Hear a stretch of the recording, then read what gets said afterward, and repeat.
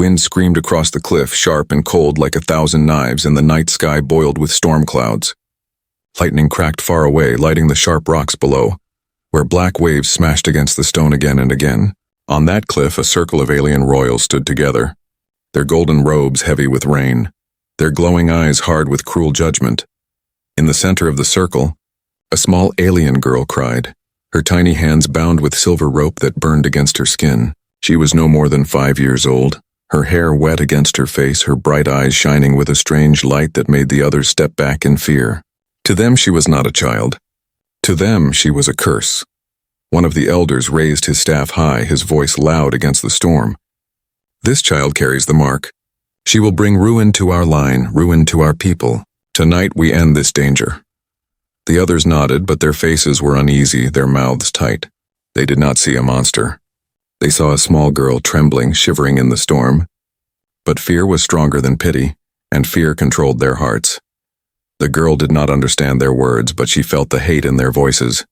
She tried to step back, tried to break free, but the rope burned hotter, holding her in place. Tears mixed with the rain on her cheeks, and she whispered with her small voice, "Please, I want to go home." Her words were lost in the thunder. The elder pointed to the edge of the cliff. 2 guards moved forward, their armor shining as lightning flashed. They grabbed the girl's arms, lifting her into the air like a broken doll. She screamed and kicked, but she was too small, too weak, and the guards were too strong. For a moment the storm grew quiet, as if the world itself was waiting. The girl looked up at the royals, her eyes glowing brighter now, her fear turning into something deeper, something that shook their hearts. For just a breath, some of them wondered if she was not a curse, but something greater, something meant to rise. But the elder's voice cut through the silence. "Throw her down. Let the sea take her. Let her power die with her." The guards obeyed. The girl screamed one last time as they hurled her over the edge. Her small body vanished into the black air, falling, her cry echoing off the rocks. The storm swallowed her sound, and then there was nothing, only the endless crash of waves below. The circle of royals stood still. Some looked down, trying to see if she lived, but the storm was too dark, the waves too high. Nothing could survive that fall. At least that is what they told themselves. The elder lowered his staff, his face grim. "It is done. The curse is broken. Let no one speak of her again." Slowly the circle broke apart. The royals turned away, their golden robes vanishing into the rain and the night. The cliff grew empty, silent except for the storm. But far below, hidden in shadow, the girl did not die. Her body struck the water with terrible force.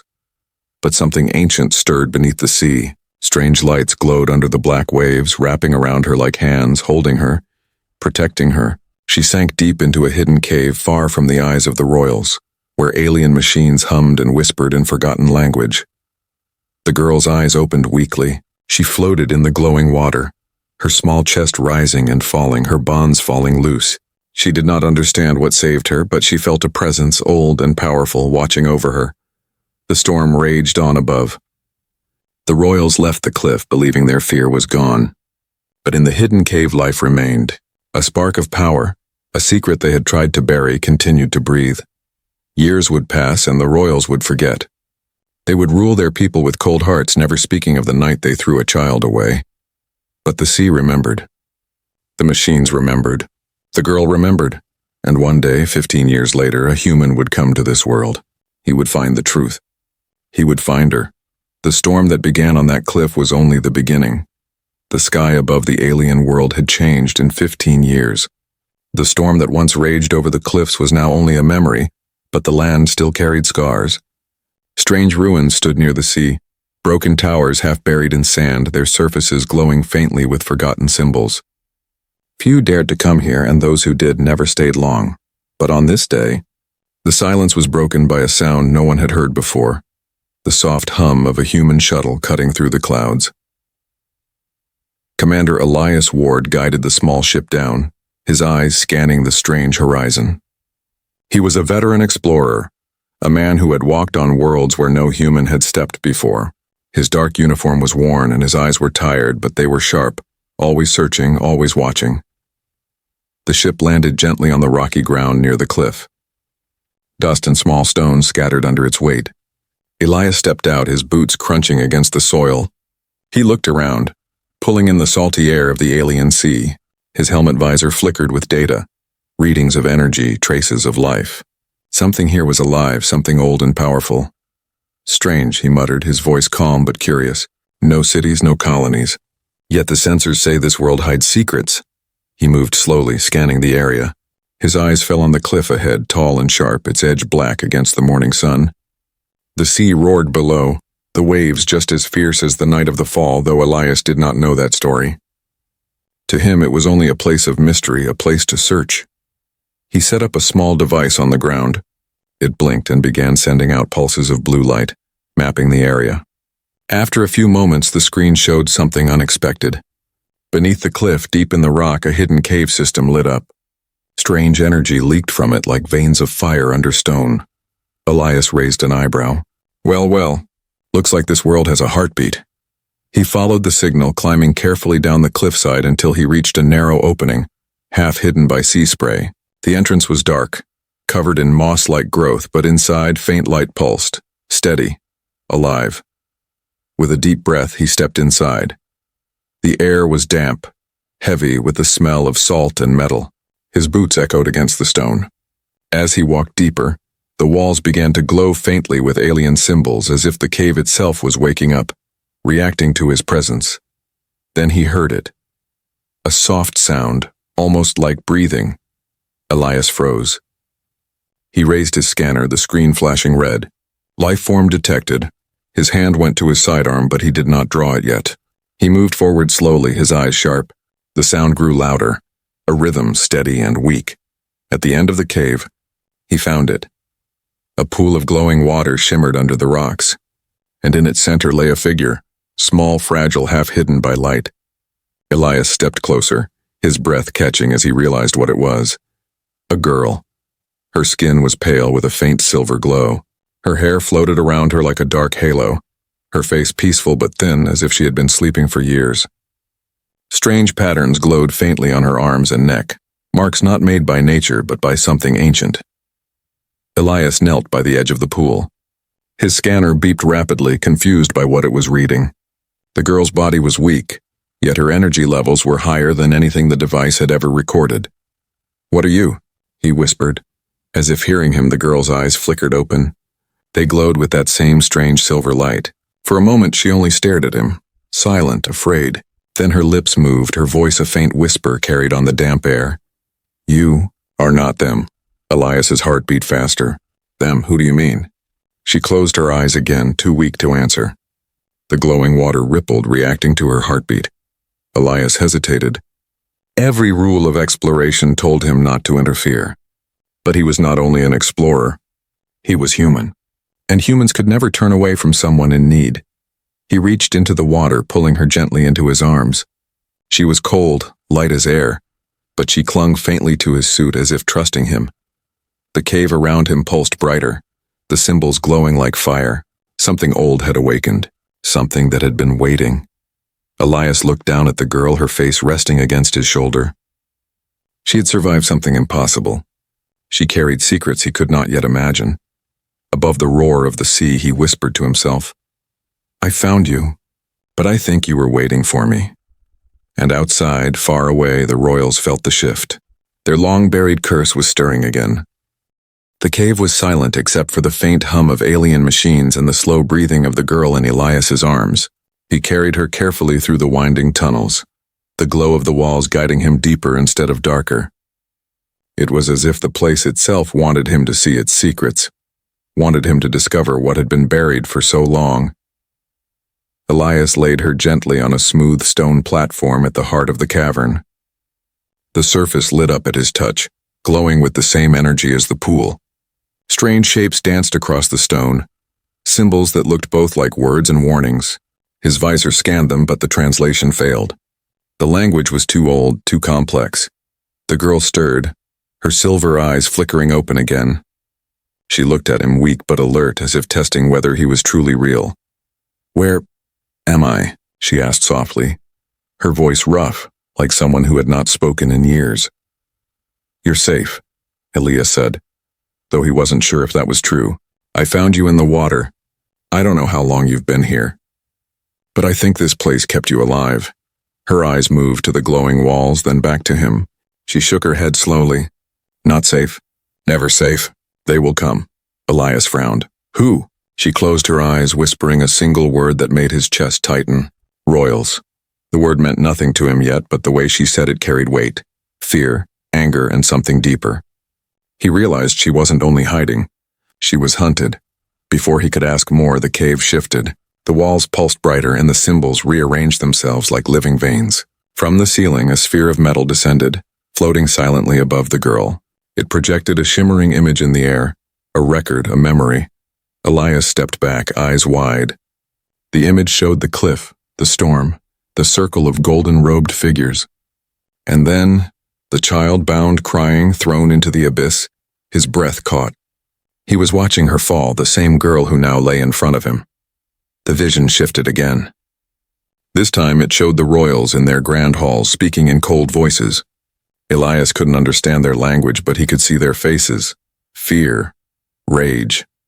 The way they looked at the girl, not as a daughter or a princess, but as something to erase. The image dissolved. Silence returned, heavy, suffocating. Elias turned to her, his voice low. They tried to kill you. 15 years ago. The girl nodded weakly, tears forming in her glowing eyes. I was not wanted. They called me cursed. Said my power would bring ruin. They threw me away. Her hands shook as she clutched at the stone. But the sea caught me. The machines kept me. I lived, though I wished I did not. Elias felt a chill crawl up his spine. He had seen cruelty before on battlefields and in corrupt colonies, but never something like this. A child discarded by her own blood, left to die because of fear. He knelt beside her, his voice steady. You survived. That makes you stronger than them. She looked at him, surprised by the warmth in his tone. For years she had spoken to no one, trusted no one. And now here was a stranger from another world offering her kindness she had never known. But before comfort could settle, the ground trembled. A low sound echoed through the cave, not from the machines but from outside. A distant rumble like engines in the sky. The girl's eyes widened. They know. They feel when I wake. Elias tightened his grip on his weapon, scanning the cave entrance. Then we need to move. Can you walk? She tried, her legs weak, but managed to stand with his help. Her body glowed faintly as she steadied herself. The power inside her pulsing stronger now that she was no longer asleep. Together they moved toward the exit. But Elias couldn't shake the feeling that every step deeper into her story was pulling him into a storm he could never turn back from. Outside, dark shapes crossed the sky. Alien ships, sleek and golden, their lights scanning the cliffs. The royals had indeed felt the shift, and their hunters had come. Elias pulled her close, his jaw set. Looks like your past just found us. The girl nodded, fear and fire burning in her eyes. They will not stop. Not until I am gone. Elias glanced at her, then at the horizon. He had come here for exploration, for knowledge. But now he had something more and out a mission. They threw you away once, he said firmly. But this time they'll have to go through me. The storm of the past was rising again, and in the shadows of the cliff a new bond was born. Fragile, but unbreakable. The air outside the cave trembled with the sound of engines. Golden ships glided across the sky like predators circling their prey, their glowing beams sweeping across the cliffs. The royals had sent their hunters. They were not ordinary soldiers. They were trackers trained for one purpose, to find what should have stayed hidden. Elias guided the alien girl through a narrow tunnel that opened onto a ledge above the sea. The roar of the waves covered their footsteps, but the girl kept glancing upward, her silver eyes wide with fear. She knew these ships. She had heard them long ago in her nightmares, when she imagined the day they would return for her. They will see us, she whispered, her voice shaking. Not if we move smart, Elias answered, his tone steady. He pulled a small device from his belt, pressing a button. A field shimmered briefly around them, bending light. It was human stealth tech, old but reliable. This should hide us from their scans, at least for a while. The girl nodded, but her body glowed faintly, as if her power could not be fully hidden. Elias noticed and frowned. The hunters might not even need scanners. They could sense her, the same way the royals had felt her awakening. They climbed higher along the cliffside, the wind biting at their faces. The ships moved closer, beams of light slicing across the rocks. Suddenly a roar shook the air. One of the ships released drones, small golden spheres with razor-like wings. They scattered, their sensors flashing. The girl gasped. Hunters. They can smell my blood. Elias raised his weapon, a sleek human rifle, and narrowed his eyes. Then let's make them regret coming. The first drone darted toward them, its wings spinning like blades. Elias fired once, a sharp burst of blue light, and the drone exploded in sparks. The noise, however, gave them away. The other drones swarmed. The girl clutched Elias's arm. Her hands glowed, silver energy crackling around her fingers. Without warning, she thrust her palms outward. A wave of invisible force rippled through the air, knocking 3 drones into the cliffside, shattering them like glass. Elias stared at her, stunned. You didn't tell me you could do that. She shook her head. I cannot control it. It comes when I'm afraid. The ground shook as one of the larger ships descended lower. A hatch opened and armored figures leapt out, landing with crushing weight. Their armor gleamed gold, their helmets shaped like sharp crowns. Each held a staff that crackled with lightning energy. The girl's face went pale. Royal Guards. Elias adjusted his grip on the rifle. Figures they wouldn't send amateurs. The guards moved forward in formation, their eyes glowing faintly behind their masks. One of them pointed at the girl, his voice like thunder. The cursed one breathes, end her. And the human. They rushed in. Elias fired, his shots precise, each one striking armor and sending sparks flying. But the guards were fast, their staffs spinning to block the blasts. They closed in quickly, their strikes heavy. Elias dodged one, the energy staff slamming into the rock, leaving it molten. He countered with a strike from his blade, hidden in the butt of his rifle, and slashed across a guard's chest. The armor cracked and the figure fell. The others pressed harder. Elias fought fiercely, but he was only human, and they were many. His breath grew heavy, his arms strained, and still they advanced. Then the girl screamed. Her body glowed brighter than ever, her silver eyes blazing like stars. A pulse burst out of her, shaking the cliff, rattling the air. The guards stumbled, their staffs flickering. Rocks broke loose, crashing into the sea below. Elias steadied himself, staring in awe. The girl's power was no longer small bursts of fear. It was raw, overwhelming, and alive. But she swayed, her body too weak to handle the force. Elias caught her before she collapsed, her glow fading slightly. Easy, he whispered, holding her close. You're not alone anymore. I've got you. The surviving guards staggered to their feet, but their leader raised a hand, signaling retreat. They had seen enough. Her power had returned, stronger than they feared. One by one, they leapt back into their ship, which pulled away into the clouds. But Elias knew this was not victory. It was only the beginning. The girl's voice trembled as she whispered against his chest. They know I live. They will not stop. Elias looked out over the sea, the storm clouds gathering once more. He tightened his grip on his weapon and glanced down at her. Then we won't stop either. Let them come. We'll be ready. Far above, the royal fleet circled, their voices carrying across the stars. The curse they had tried to bury had returned, and now it walked with a human who refused to bow. The hunt had begun. The night was calm again, but Elias felt no peace. He had set up a small camp deep in the cliffs, hidden from the ships above. A fire crackled between 2 rocks, faint but warm, and the girl rested near it, her silver eyes reflecting the flames. For the first time since he found her, she looked almost like a child again. Tired, quiet, fragile. Elias sat nearby, polishing his rifle, though his eyes kept drifting back to her.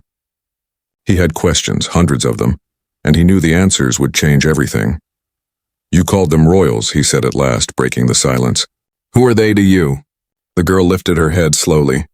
The glow of the fire made her features sharp, almost haunting. They are my blood, she whispered. My family. My jailers, Elias frowned. Your family? Then why? He stopped himself. He already knew why. He had seen the memory in the cave the moment they threw her away. They called me cursed, she continued, her voice trembling. When I was born, the stars burned red. The seers told them I would bring the fall of their throne. They feared me. They said my power was not a gift, but a plague. So they chose the cliff. Her fingers traced the dirt, making shapes that looked like stars. I remember their faces. I remember their hands.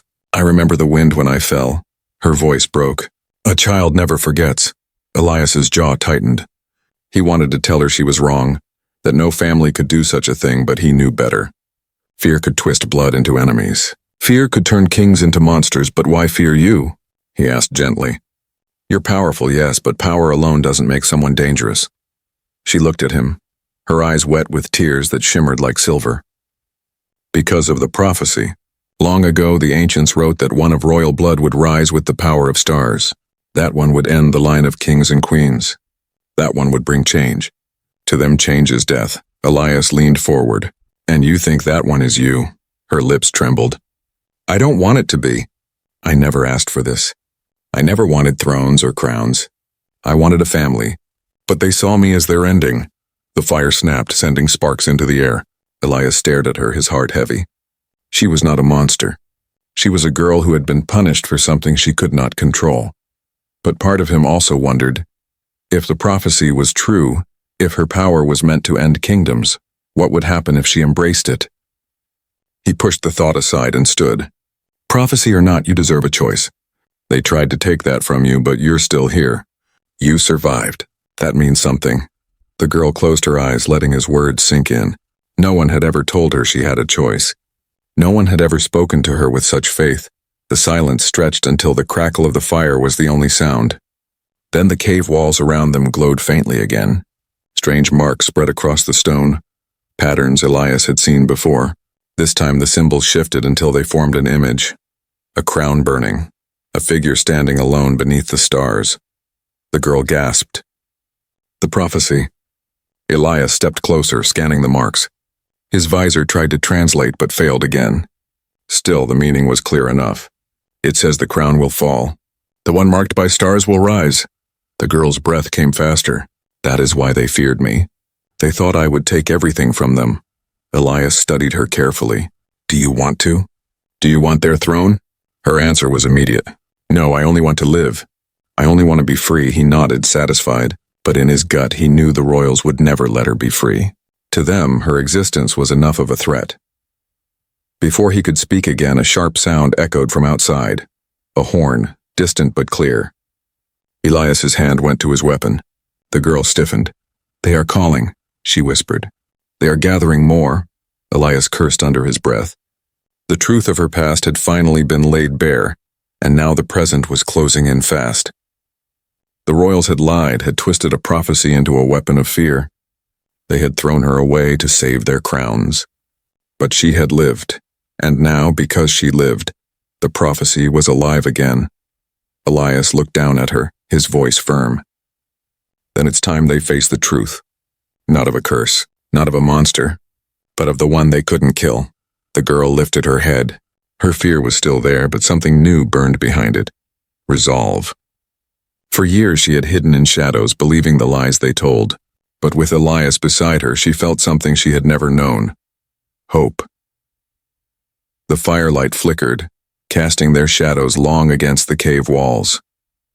The image of the burning crown glowed above them, silent and waiting. The truth of the curse was not that she would destroy everything. It was that she could not be destroyed, and the royals would learn that soon.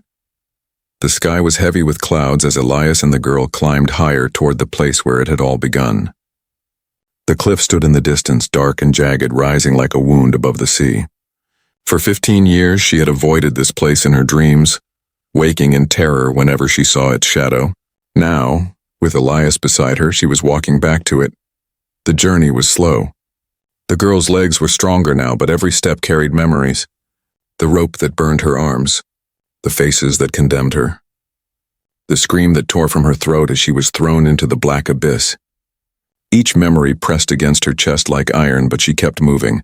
Elias walked close, his rifle ready, his eyes scanning the horizon. The land was too quiet.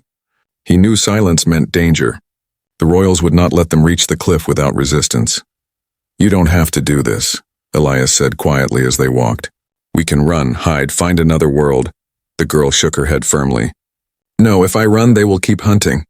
They will burn villages, destroy cities, searching for me. They will never stop until they see me fall again. Her voice hardened. This ends where it began. Elias studied her face. She was no longer just a frightened survivor. There was steel in her voice now, strength in her eyes. The prophecy the royals had feared was no longer a shadow. It was walking beside him. By dusk, they reached the edge of the cliffs. The sea thundered below, spraying white mist into the air. The wind howled, carrying the taste of salt and storm. The girl stopped, staring at the very spot where her small feet had once stood. The memory was so sharp she could almost feel the ropes biting her wrists again. She shivered. Elias placed a hand on her shoulder. His voice was steady. "They tried to end you here, but today you rise here." The words cut through her fear like fire through ice. She lifted her head, her silver eyes glowing faintly against the storm. Then the ground shook. Golden ships emerged from the clouds, descending in formation.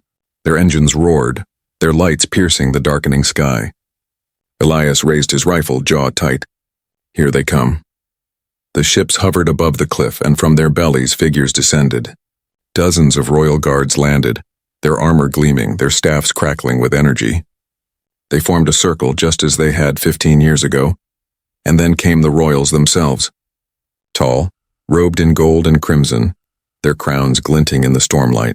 Their faces were cold, their eyes filled with the same fear and pride that had driven them years ago. The elder who had once raised the staff stepped forward. His voice boomed, carried by unnatural force. "The cursed child lives. The prophecy awakens again. End this, here and now." The girl stepped forward, the wind pulling at her hair. Her voice was steady, though her hands trembled. "You called me cursed. You threw me away. But I lived, and your lies end tonight," the royals sneered. "You are nothing but a shadow of ruin. You will bring death to all who follow you." Elias lifted his rifle, his voice sharp. "No, she brings life, more than any of you ever could." The guards raised their staffs, lightning arcing between them. The cliff crackled with energy, the storm feeding on their fury. The girl's silver glow brightened in answer, her power rising from deep within her chest. The air shook between the two forces, as if the world itself knew this was the moment it had been waiting for. The elder pointed his staff. "Strike her down!" The guards rushed forward. Elias fired, his shots cracking like thunder, cutting through the golden line. He fought with precision, each movement sharp, trained, unyielding. But the guards were many, and their power was fierce. Sparks and lightning lit the cliff in wild bursts. The girl raised her arms, her eyes burning with silver fire. The wind howled louder. The sea raged below, and a wave of invisible force exploded outward. Guards were thrown back, their armor shattering against the rocks. The royals staggered, fear flashing across their faces. They had seen this power once before, in prophecy, but never in flesh. The girl's voice rang across the storm. "I am not your curse. I am your truth." The symbols from the ancient prophecy appeared again, glowing in the sky above the cliff, a crown burning, a figure standing beneath the stars. The royals stepped back, their circle breaking, their voices shaken. The elder gripped his staff tightly, his face pale. "She cannot be stopped." Elias stood beside her, his chest heaving, his weapon ready. He looked at the girl and nodded once. This was the moment. The cliff that had once been her grave was now her battlefield. And from this place her story would rise. The storm swirled around them, lightning flashing like the judgment of gods. The sea crashed against the rocks below, as if roaring in approval. The girl lifted her hands higher, silver fire coursing through her veins. She had feared this place for years, but fear was gone now. Only strength remained. The cliff had once taken everything from her. Tonight it would give everything back. The cliff shook as lightning split the sky, and the sea roared below like a beast set free. Golden-armored guards struggled to hold their ground as the girl's silver power surged higher, glowing so brightly that the storm itself seemed to bow before it. For 15 years they had called her a curse. Tonight she became something greater. The elder staggered forward, his crown slipping in the wind. His voice trembled as he raised his staff. "She cannot be allowed to live. She is the end of our line. Strike her down before it is too late." But his words were drowned by the sound of her rising power. The girl's silver eyes locked on him, steady, unafraid. Her voice rang clear, carried by the storm. "You feared me because you could not control me. You lied to your people, called me cursed when the truth was this. You feared change." The guards faltered, looking at one another. Their staffs trembled in their hands. For the first time, doubt entered their hearts. Elias stepped beside her, his rifle raised, his presence steady. "You see it now, don't you?" He called out to the royals. "She isn't your curse. She's your proof. Proof that your throne is built on lies." The elder roared, desperate, slamming his staff into the ground. Energy shot upward, forming a wall of golden lightning that raced toward the girl. But she did not flinch. She lifted her arms, silver fire bursting outward. The two forces collided, gold against silver, shaking the cliff to its core. Sparks rained down like stars falling from the heavens. The storm screamed as the battle of power lit the night. Elias braced himself against the shockwave, shielding his eyes.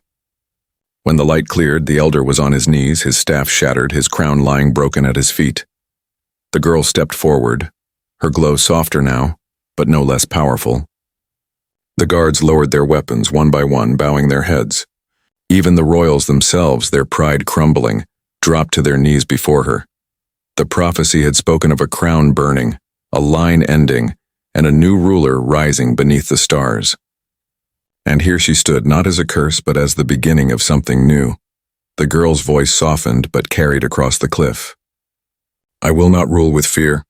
I will not throw away children because of prophecy. I will bring truth. I will bring change. If that is ruin to you, then so be it. The wind grew calm. The storm broke apart, the clouds slowly drifting away to reveal the stars above. For the first time in years, the sky over the cliff was clear. Elias lowered his rifle, his chest still heaving. He looked at her with quiet pride. In just days, he had seen her transform from a frightened survivor to something far greater. She was no longer a girl hiding in shadows. She was the light that tore through them. You did it, he said softly. She turned to him, her silver eyes glowing gently. No, we did it. You believed in me when no one else would. Elias chuckled, shaking his head. Sometimes that's all it takes. The royals watched in silence, their thrones already nothing more than dust in the storm.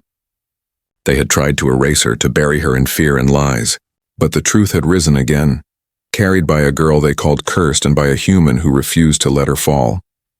The guards bent one knee, their voices rising in unison. Long live the queen. The title struck her like a wave.